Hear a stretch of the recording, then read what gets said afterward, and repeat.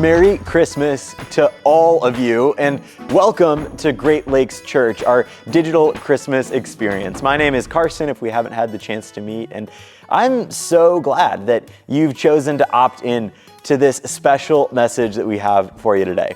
We have pre-recorded this talk from just a few days ago, but we believe that it's meaningful for wherever you are and whoever you're with.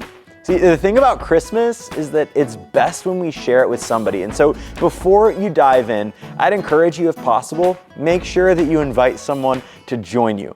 Invite someone to explore and unpack the conversation throughout not just the next 30 minutes, but beyond that. Because Christmas is a time to link arms and be reminded of what really matters. And we hope that wherever you are, yours is merry and bright. Thanks for being with us, and enjoy the message.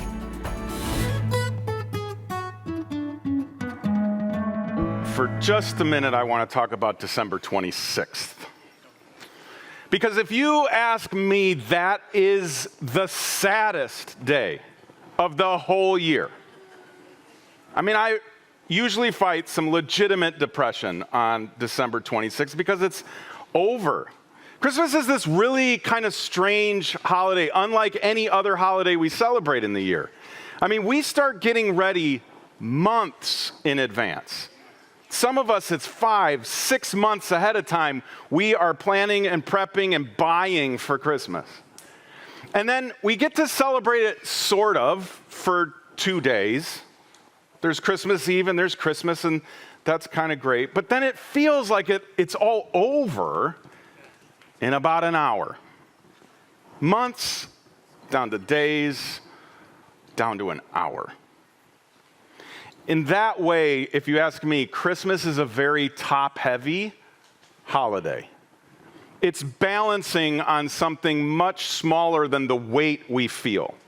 It's kind of upside down in that way, right? I mean, you have all these expectations, and you have all these hopes, and you have all these dreams. And if we do just one thing wrong, it feels like the whole thing could just topple over. When you spend that kind of time preparing, that's what makes it top-heavy. The bottom part is bigger, or the top part's bigger than the small part. And if you've ever tried to keep your balance on, say, a skateboard or something like that, you know exactly what I'm talking about. And so we're more stressed out than anything around this time of year, especially if you're hosting on Monday or Sunday. If the kid doesn't like the gift, if the turkey doesn't come out right, it all comes crashing down. And we feel like we did something wrong. So what if we changed our perspective? And instead of having Christmas be this top-heavy holiday, we thought of it a little bit differently. And instead of it being something we kind of counted down to, it became something that we counted up to. Instead of this date on the calendar that we were kind of dreading, it was a moment that we were looking forward to. And instead of December 26th being a day that we were really sad, what if it was a day that we were really glad? Because it happened. The baby arrived. And we get to live every day in that truth. We get to experience that hope and that promise and that anticipation every day, because actually December 26th just starts the countdown again. You see, for me, and what I hope to offer you tonight, is that anticipation makes the hope grow grander. This idea of waiting and building up and moving forward and there being a date on the calendar, that's actually one of the best parts of Christmas. The day is almost secondary to the days before. That in those moments where we are looking forward is when we get to experience the hope. And the hope is the greatest gift of it all. I think of it like this. There are two kinds of countdowns in the world, both of which we experience a little bit every single day. One of those countdowns, which we might be most familiar with, is called apocalyptic countdown. And if you spend any amount of time on TikTok or YouTube, you know there's a lot of people counting down to the apocalypse, when the world is going to end and this is all going you know where and you know what, right? But we do it all the time. So you get stopped at a red light. You are looking at the clock and you're looking at the light and you're looking at the clock and you're looking at the light going the other way because you are trying to time when that light is finally going to change. An apocalyptic countdown is a countdown to the end of something. So you're anticipating the end of this wait.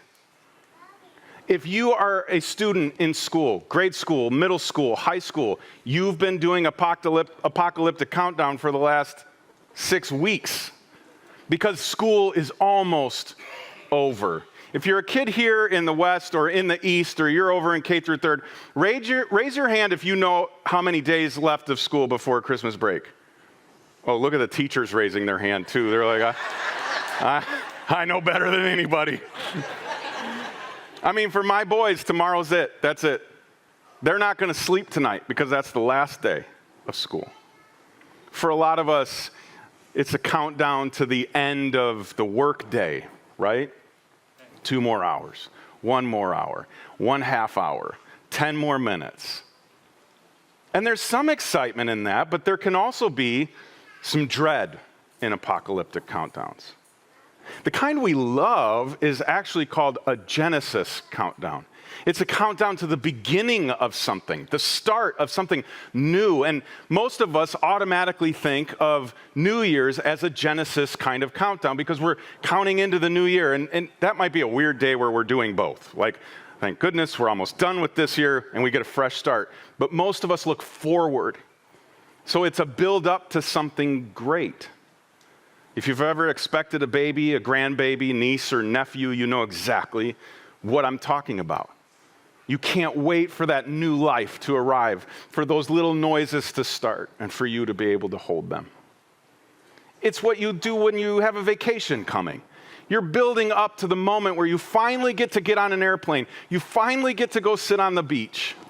And you're checking off the days on your calendar until you go.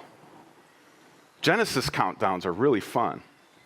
And I would argue that they are the countdown to Christmas. What we need to try to figure out to do, is to flip it from being an apocalyptic, like, oh my gosh, we have so many things to get done. I can't tell you how many people I horrified today, because they always ask, you got your Christmas shopping done? And I say, I haven't even started yet. I'm going Friday.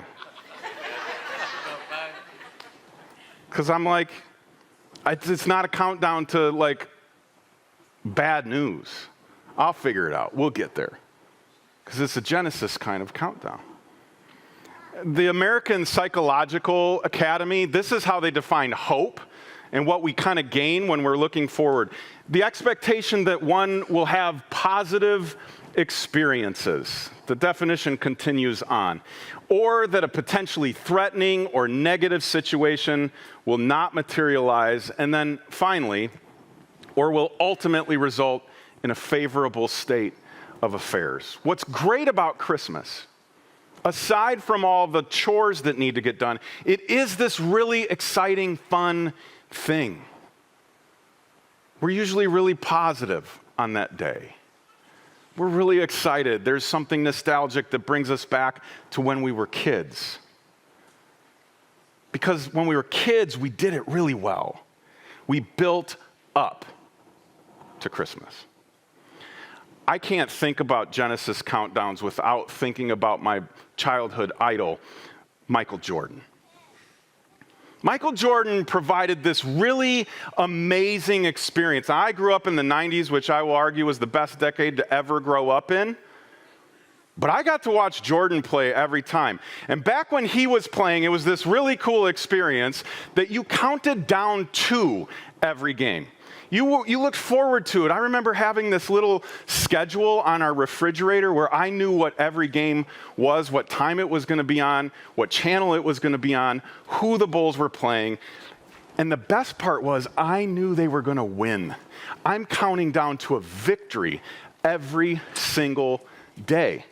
And then even in the games where it was close and it was tight, and the time is ticking away, most of us would assume that's an apocalyptic countdown, like we're coming to the end of this game.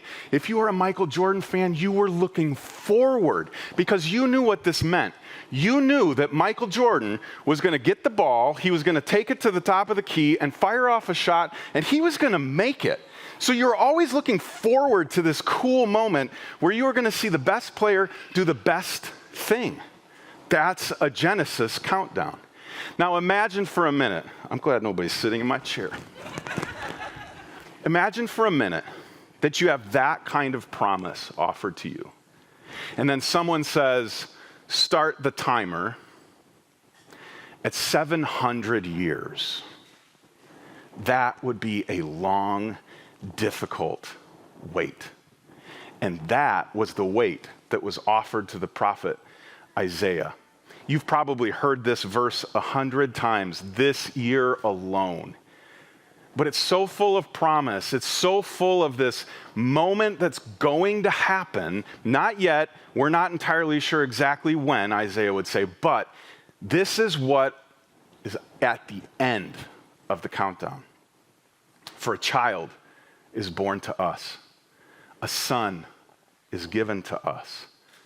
The government will rest on his shoulders, and he will be called Wonderful Counselor, Mighty God, Everlasting Father, Prince of Peace. Can you imagine what that would have been like to hear that that was coming to people who had been lost, who had been oppressed, who had been abandoned and forgotten? And God comes along and he says, I'm coming to the rescue. And he says these amazing things that we would all want. Things like, this is not going to be a king that's going to start wars. This is going to be a king who's going to end wars. And he's going to be, Isaiah says, a wonderful counselor. Can you imagine what it would be like to have access to the greatest counselor in existence? The one that would help us make the best decisions? What a gift that would be every Christmas. He goes on to say that he's going to be a mighty God that's going to offer you strength, right? That's what mighty offers us. And what's amazing as I read through this, it makes me think that means I'm going to have the best kind of protection. I mean, we all live life a little on the edge these days, a little bit afraid. And God comes along and says, listen, on Christmas, I'm going to protect you, the best kind of protection. And then he goes on to say, I will be an everlasting father. And we all have dads. And some of us would say our dads were amazing. Some of us would say our dads have been missing. But God offers us this gift of, I will never go anywhere. I'm going to offer you the best connection ever. What a crazy, great gift. And then the last thing he says is, I'm going to be the Prince of Peace. And there's something about peace that's freedom. I mean, that's the best condition for any of us. To be able to say, I'm free and I have peace. That kind of promise. And the countdown begins at 700 years. Imagine if you had 700 check boxes to check off before you would get to that ultimate reward, that ultimate gift, that ultimate goal. What an amazing thing to look forward to. What an amazing thing to build up to. You see, the countdown, again, is not to a king that would take. That's what so many people would have anticipated with an incoming king. What Jesus is going to be is a giving king. A giving king, just like what we practice and do and believe every single time we get to this point on the calendar. A giving king is a different kind of king. And I can't wait for that kind of king. So the people that heard this back in the day, they're not dreading that moment. They're looking forward to that moment. And part of what gave them hope every day is that no matter how bad my day was, no matter how bad this experience has been, I know that something is just around the corner that's going to be amazing. We've actually been doing this for 2,000 years in the church world. We call it Advent. And a lot of us maybe have practiced this as kids. In case you aren't familiar with it, it usually has a wreath, and there's 4, sometimes 5 candles on this wreath. Now, here's what I find so fascinating. The Advent process or practice does not begin with all the candles lit. You don't blow one out each week, counting down to when they're all gone. You light them up. And by the time you get to Christmas, they're all lit. There's more light added every single week. It's a Genesis countdown. It's an excitement builder. It's an anticipation moment. And in that anticipation, we're constantly brought back to hope. Advent, by the way, is defined as arrival or coming. That's what the whole thing means. It's all about looking forward to this day that Isaiah promised all those centuries ago. And now you and I get to live. We're living on the other side of the arrival. And it's great. We're not sad. We're thankful. And what if that was every Christmas for us? Where we embraced the anticipation and we understood that anticipation makes the hope grow grander. By the time we get to the end of Advent, by the time we get to the end of the countdown, we're just overflowing with anticipation and excitement and gratitude and hope and joy and peace and promise. That's what Jesus gave us by telling us he was coming ahead of time. And so for us, each and every year, we get to practice that part too. So here's my challenge to you. Change your Christmas countdown.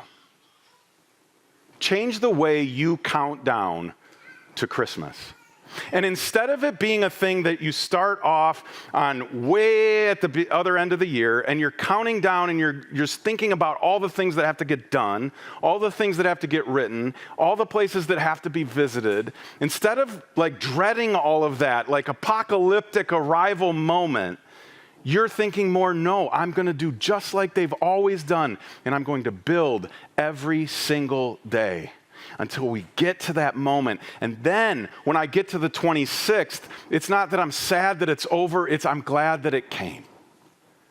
I was so excited. I was so thrilled. That was amazing, and I'm filled with hope. What you could do, what I am hoping to do, is to build a pattern toward. Your brain's an amazing thing, by the way, and it picks up on patterns. And the more you are intentional about things happening in a certain way and in a certain order, the more your brain will just automatically go there. And if you and I get really good at counting up, building up, anticipating to Christmas Day, the more natural that becomes. And next year, it's a little easier. A little easier the next year after that. And you might find yourself going, every day, I get to live in anticipation of the greatest day that changed everything. You probably have 1 million people coming to your house, and they're going to come hungry. And you have people coming expecting boxes to be wrapped under the tree. I know there's things that have to get done. But how you do those things can make all the difference in the world. How you look at them can change the very fabric of them. In those 700 years between the time Isaiah delivered this promise and the day that Jesus was actually born, it was a roller coaster ride to the max. There were a lot of good days and a lot more bad days for God's people. But they made it. They held on tight because good was coming, and they knew that as they went through it. My hope for you is that this Christmas is a different kind of one. It's a different kind, not in that you don't do the things you've always done, not that you don't believe the things you've always believed, but how you're thinking about them is different. Allow yourself to just think and pray and anticipate that God chose us, that God loves us so much that he came up with a plan 700 years in advance, executed it to a T, and gave you and me his one and only Son so that we could have real life. Once again, we appreciate you sharing a little bit of your time with us. And we wanted to make sure you knew a few things before we send you off to celebrate wherever you're at. First is that in this season, we're doing something called the Christmas Offering, where we link arms and challenge ourselves to be as generous as possible so that we can impact as many lives as humanly possible. The thing about joining together for an impact like this is that it really is the many just giving whatever you have. It doesn't have to be a certain percentage. It doesn't have to reach a certain benchmark. I would just challenge you to get involved in some way. And if you have no idea what we're talking about, there is a Christmas offering page which you can find at this link, greatlakeschurch.com/Christmas. Go explore, read about all the ways that we want to love our community this year, and then put some skin in the game if you feel ready. Second, for the next week, on December 27th, which is a Wednesday, and December 31st, which is a Sunday, we will not be meeting in any of our physical spaces. So we love your heart to come to church, but don't show up because we're not going to be there. You might get extra Jesus points, but you won't get a service in person. So join us back in the new year on Wednesday, January 3rd, and Sunday, January 7th. Thanks for being with us today. And once again, Merry Christmas, Happy New Year, and keep the change, you filthy animal. Talk to me. Great Lakes, Great Lakes. Good morning, good afternoon, good night. Great Lakes Church, what's up, Great Lakes? I am all coffeeed up. I know, I can tell. How many Red Bulls did you have? 4.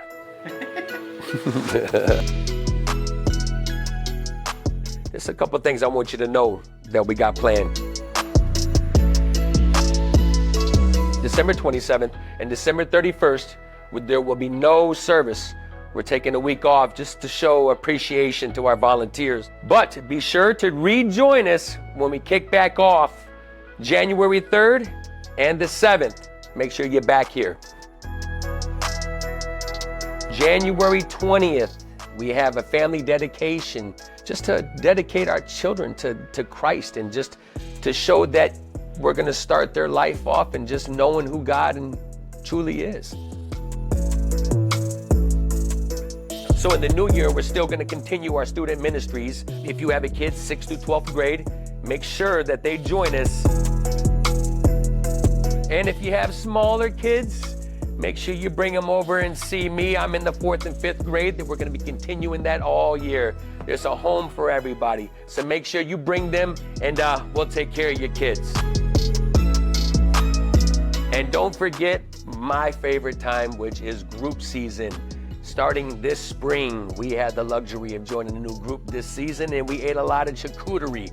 If you guys ever had charcuterie, it was a good time. So make sure you're there. Group sign up is February 14th.